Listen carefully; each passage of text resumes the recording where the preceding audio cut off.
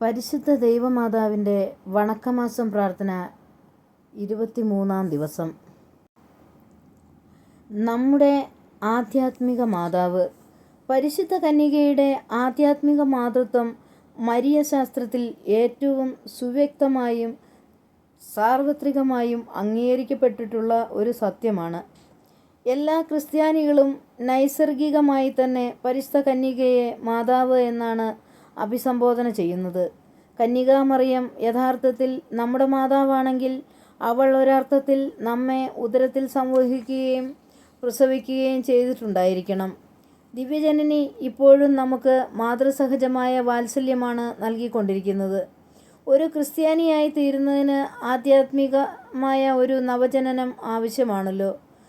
സത്യമായി ഞാൻ നിന്നോട് പറയുന്നു, ഒരു മനുഷ്യൻ ജലത്താലും പരിശുദ്ധാത്മാവിനാലും നവമായി ജനിക്കുന്നില്ലെങ്കിൽ ദൈവരാജ്യത്തിൽ പ്രവേശിക്കുവാൻ അവന് കഴിയുകയില്ല. ആധ്യാത്മികമായ ഈ പുതിയ ജനനത്തിൽ പരിശുദ്ധ കന്യകയ്ക്കുള്ള സ്ഥാനം എന്തെന്നുള്ളത്, അഥവാ പരിശുദ്ധ കന്യകയുടെ ആധ്യാത്മിക മാതൃത്വം എന്താണ് എന്നുള്ളതാണ് നമ്മുടെ പാപചിന്തനത്തിന് വിധേയമാക്കേണ്ടത്. ദിവ്യജനനിയുടെ ആധ്യാത്മിക മാതൃത്വം വരപ്രസാദ മധ്യസ്ഥത്തിലാണ് അടങ്ങിയിരിക്കുന്നത്. മിശിഹ കാൽവരിയിലെ കുരിശാകുന്ന ബലിവേദിയിൽ കിടന്നുകൊണ്ട് അവളുടെ ആധ്യാത്മിക മാതൃത്വം പ്രഖ്യാപിച്ചു. ഈശോ തൻ്റെ അമ്മയും താൻ സ്നേഹിച്ചിരുന്ന ശിഷ്യനും നിൽക്കുന്നത് കണ്ടിട്ട് തൻ്റെ അമ്മയോട് സ്ത്രീയെ ഇതാ നിൻ്റെ മകൻ എന്നും ശിഷ്യനോട് ഇതാ നിൻ്റെ അമ്മയെന്നും അരുളി ചെയ്തു. യോഹന്നാൻ ഇവിടെ ശിഷ്യൻ എന്ന പദം ഉപയോഗിക്കുന്നത് അദ്ദേഹം മാനവരാശിയെ പ്രതിനിധാനം ചെയ്യുന്നു എന്ന് കാണിക്കുന്നതിനാലാണ്. ഈശോ പരിശുദ്ധ കന്യകയെ സ്ത്രീ എന്ന അഭിസംബോധന ചെയ്യുന്നത് മേരി ദൈവം വാഗ്ദാനം ചെയ്ത സ്ത്രീയാണെന്ന് മനസ്സിലാക്കുവാനും പരിശുദ്ധ കന്യകയ്ക്ക് മിശിഹായോടുള്ള ശാരീരികമായ ബന്ധത്തിലുപരിയായി സാർവത്രിക സ്ത്രീയായി തീർന്നിരിക്കുന്നു എന്നതും അനുസ്മരിപ്പിക്കുവാനാണ്. മിശിഹ പരിത്രാണ കർമ്മം പൂർത്തിയാക്കുന്ന ലോകചരിത്രത്തിലെ മഹത്തായ നിമിഷത്തിൽ പരിശുദ്ധ കന്യകയുടെ ശാരീരിക സംരക്ഷണം ഒരു ശിഷ്യനെ ഏൽപ്പിച്ചു കൊടുക്കുകയും തികച്ചും അസംഭവ്യമാണ്.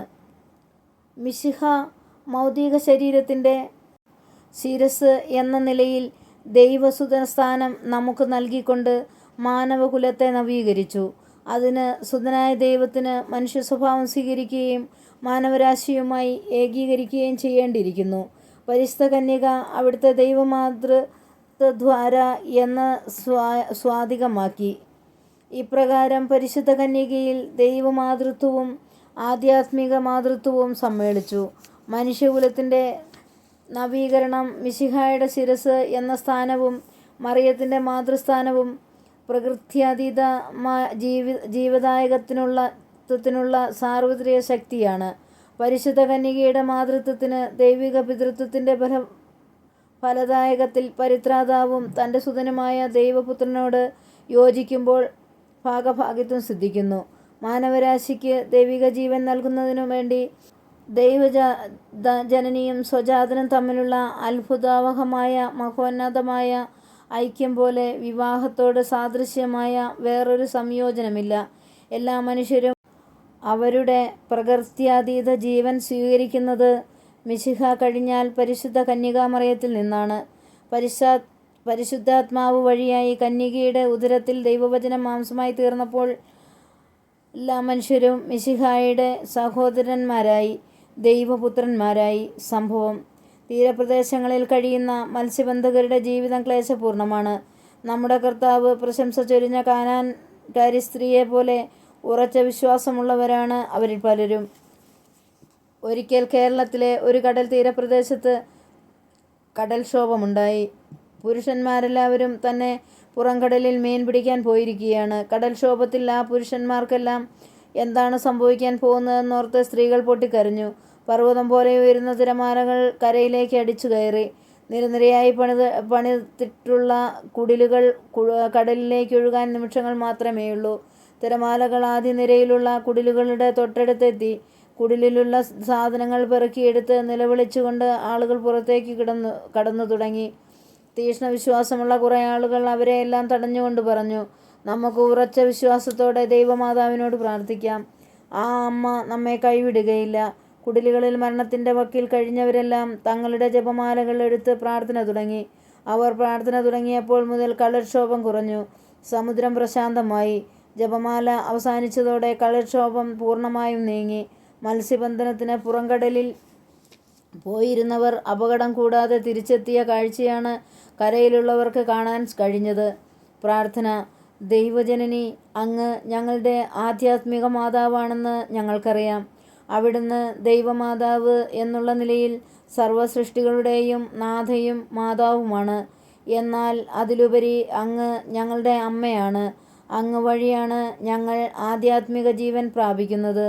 കാൽവരിഗിരിയിൽ അങ്ങേ ദിവ്യകുമാരൻ്റെ മരണശയ്യയായ കുരിശിന് സമീപം അങ്ങ് കഥനക്കടലിൽ നിമഗ്നയായിക്കൊണ്ട് ഞങ്ങൾക്ക് ആധ്യാത്മിക ജീവൻ പ്രാപിച്ചു തന്നു.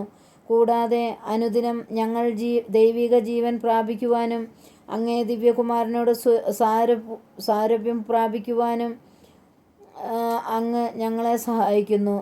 ദിവ്യാംബികെ, ഞങ്ങൾ അങ്ങേ മക്കൾ എന്നുള്ള അഭിമാനത്തോടു കൂടി അനുദിന ജീവിതം നയിച്ച് അങ്ങേ ദിവ്യകുമാരനെ അനുകരിക്കാൻ വേണ്ട അനുഗ്രഹം നൽകണമേ.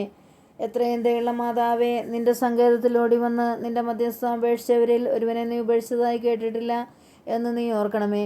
കന്യകളുടെ രാജ്ഞിയായ കന്യകെ, ദയുള്ള മാതാവേ, വിശ്വാസത്തിൽ ധൈര്യപ്പെട്ട് നിന്റെ തൃപാദത്തിൽ ഞാൻ അണയുന്നു. വിലപിച്ച് കണ്ണുനീർ ചിന്തി പാപിയായ ഞാൻ നിന്റെ ദയാധിക്യത്തെ കാത്തുകൊണ്ട് നിൽക്കുന്നു. അവതരിച്ച മാതാവേ, ഞങ്ങളുടെ അപേക്ഷകൾ ഉപേക്ഷിക്കാതെ ദയാപൂർവം കേട്ടുള്ളണമേ. ആമേൻ. ജന്മപാപമില്ലാതെ ഉത്ഭവിച്ച ശുദ്ധമറിയമേ, പാപികളുടെ സങ്കേതമേ, ഇതാ നിന്റെ സങ്കേതത്തിൽ ഞങ്ങൾ തേടി വന്നിരിക്കുന്നു. ഞങ്ങളുടെ മേൽ അലിവായിരുന്ന് ഞങ്ങൾക്ക് വേണ്ടി നിന്റെ തിരുക്കുമാരനോട് പ്രാർത്ഥിച്ചു കൊള്ളണമേ. സ്വർഗസ്ഥനായ ഞങ്ങളുടെ പിതാവേ, അങ്ങയുടെ നാമം പൂജിതമാകണമേ. അങ്ങയുടെ രാജ്യം വരണമേ. അങ്ങയുടെ തിരുമനസ്സ് സ്വർഗത്തിലെ പോലെ ഭൂമിയിലും ആകണമേ. അന്നു വേണ്ട ആഹാരം ഇന്ന് ഞങ്ങൾക്ക് തരണമേ. ഞങ്ങളോട് തെറ്റ് ചെയ്യുന്നവരോട് ഞങ്ങൾ ക്ഷമിച്ചിരിക്കുന്നത് പോലെ ഞങ്ങളുടെ തെറ്റുകൾ ഞങ്ങളോട് ക്ഷമിക്കണമേ. ഞങ്ങളെ പ്രലോഭനത്തിൽ ഉൾപ്പെടുത്തരുതേ, തിന്മയിൽ നിന്ന് രക്ഷിക്കണമേ. ആമേൻ. നന്മ നിറഞ്ഞ മറിയമേ, സ്വസ്തി, കർത്താവ് അങ്ങയുടെ കൂടെ, സ്ത്രീകൾ അമ്മ അനുഗ്രഹിക്കപ്പെട്ടവളാവുന്നു. അമ്മയുടെ ദത്തത്തിൻ്റെ ഫലമായി ഈശോ അനുഗ്രഹിക്കപ്പെട്ടവനാവുന്നു. പരിശുദ്ധ മറിയമേ, തമ്പുരാൻ്റെ അമ്മേ, പാപികളായ ഞങ്ങൾക്ക് വേണ്ടി ഇപ്പോഴും ഞങ്ങളുടെ മരണസമയത്തും തമ്പുരാനോട് അപേക്ഷിച്ചുകൊള്ളണമേ. ആമേൻ. പിതാവിനും പുത്രനും സന്മാനം സ്തുതി, ആദിയിലെ പോലെ എപ്പോഴും എന്നേക്കും. ആമേൻ. ജന്മപാപമില്ലാതെ ഉത്ഭവിച്ച ശുദ്ധമറിയമേ, പാപികളുടെ സങ്കേതമേ, ഇതാ നിന്റെ സങ്കേതത്തിൽ ഞങ്ങൾ തേടി വന്നിരിക്കുന്നു. ഞങ്ങളുടെ മേൽ അലിവായിരുന്ന് ഞങ്ങൾക്ക് വേണ്ടി നിന്റെ തിരുക്കുമാരനോട് പ്രാർത്ഥിച്ചു കൊള്ളണമേ. സ്വർഗസ്ഥനായ ഞങ്ങളുടെ പിതാവേ, അങ്ങയുടെ നാമം പൂജിതമാകണമേ. അങ്ങയുടെ രാജ്യം വരണമേ. അങ്ങയുടെ തിരുമനസ്സ് സ്വർഗത്തിലെ പോലെ ഭൂമിയിലും ആകണമേ. അന്നു വേണ്ട ആഹാരം ഇന്ന് ഞങ്ങൾക്ക് തരണമേ. ഞങ്ങളോട് തെറ്റ് ചെയ്യുന്നവരോട് ഞങ്ങൾ ക്ഷമിക്കുന്നത് പോലെ ഞങ്ങളുടെ തെറ്റ് ഞങ്ങളോട് ക്ഷമിക്കണമേ. ഞങ്ങളെ പ്രലോഭനത്തിൽ ഉൾപ്പെടുത്തരുത്, തിന്മയെ ഞങ്ങളെ രക്ഷിക്കണമേ. ആമേൻ. നന്മ നിറഞ്ഞ മറിയമേ, സ്വസ്തി, കർത്താവ് അങ്ങയുടെ കൂടെ, സ്ത്രീകൾ അമ്മ അനുഗ്രഹിക്കപ്പെട്ടവളാവുന്നു. അമ്മയുടെ ഫലമായി ഈശോ അനുഗ്രഹിക്കപ്പെട്ടവനാവുന്നു. പരിശുദ്ധ മറിയമേ, തമ്പുരാൻ്റെ അമ്മേ, പാപികളായ ഞങ്ങൾക്ക് വേണ്ടി ഇപ്പോഴും ഞങ്ങളുടെ മരണസമയത്തും തമ്പുരാനോട് അപേക്ഷിച്ചുകൊള്ളണമേ. ആമേൻ. പിതാവിനും പുത്രനും സ്തുതി, ആദിയിലെ പോലെ എപ്പോഴും എന്നേക്കും. ആമേൻ. ജന്മപാപമില്ലാതെ ഉത്ഭവിച്ച ശുദ്ധമറിയമേ, പാപികളുടെ സങ്കേതമേ, ഇതാ നിന്റെ സങ്കേതത്തിൽ ഞങ്ങൾ തേടി വന്നിരിക്കുന്നു. ഞങ്ങളുടെ മേൽ അലിവായിരുന്ന് ഞങ്ങൾക്ക് വേണ്ടി നിന്റെ തിരുക്കുമാരനോട് പ്രാർത്ഥിച്ചു കൊള്ളണമേ.